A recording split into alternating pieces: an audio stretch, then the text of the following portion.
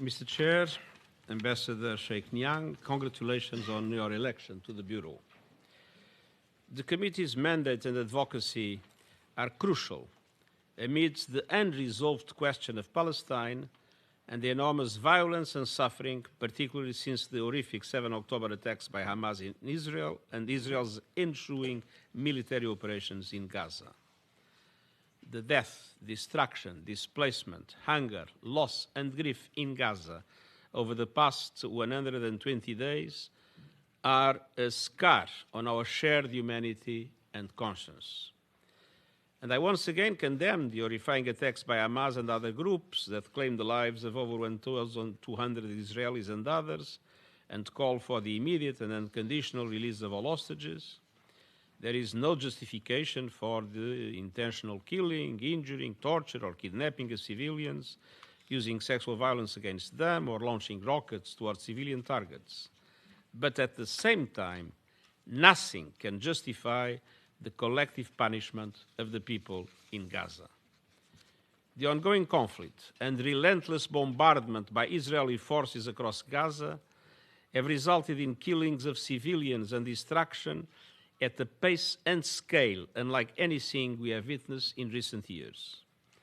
I'm horrified by incessant military strikes that have killed and maimed civilians and protected personnel and that have damaged or destroyed civilian infrastructure. Over 26,750 Palestinians have reportedly been killed in Gaza alone, more than two-thirds women and children. Over 70% of civilian infrastructure, including homes, hospitals, schools, water, and sanitation facilities in Gaza, have been destroyed or severely damaged. 1.7 million people have been displaced and not knowing if they will have homes to return to. No party to an armed conflict is above international law.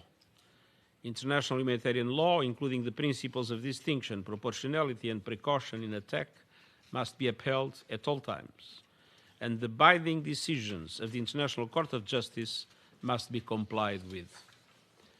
I also want to add that the United Nations immediately acted following the very serious allegations against UNRWA staff members. I was personally horrified by those accusations, and yesterday I met with donors to listen to their concerns and to outline the steps we are taking to address them. I underscored the importance of keeping UNRWA's vital work going to meet the dire needs of civilians in Gaza and to ensure its continuity of services to Palestine refugees in the occupied West Bank, Jordan, Lebanon, and Syria. UNRWA is the backbone of all humanitarian response in Gaza. I appeal to all member states to guarantee the continuity of UNRWA's life-saving work. Excellencies, the humanitarian system in Gaza is collapsing.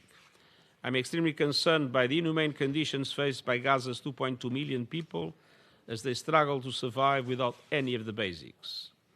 Everyone in Gaza is hungry, while 500,000 grapple with catastrophic levels of food insecurity.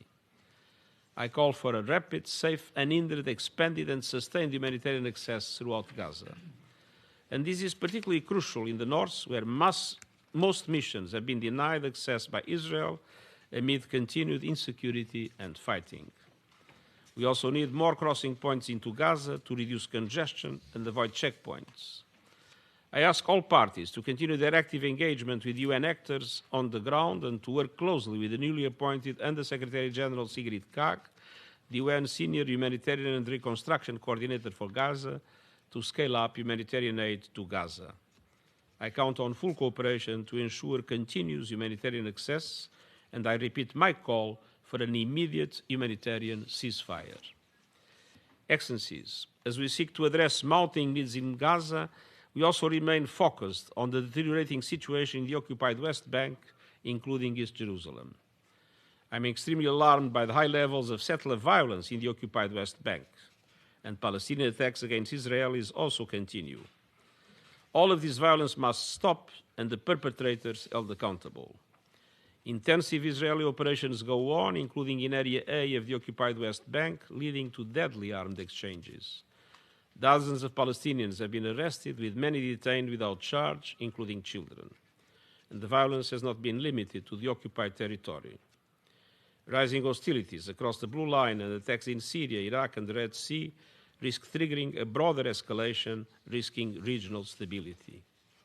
I call for urgent steps to de-escalate the situation and spare the region from more violence before it is too late.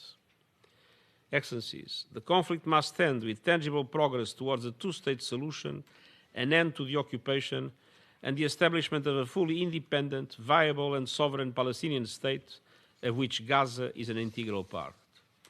Only the two-state solution, based on the 1967 lines, with Israel and Palestine living side by side, with Jerusalem as the capital of both states, in line with UN resolutions, international law, and prior agreements, can ensure the realization of the inalienable rights of the Palestinian people, as well as a just and lasting peace and stability in the region. The international community must not waver in its commitment. Let us work together to advance a meaningful peace process that will put an end to the tragic cycles of fear, hatred, and violence, and build a peaceful and hopeful future for Palestinians and Israelis. Thank you.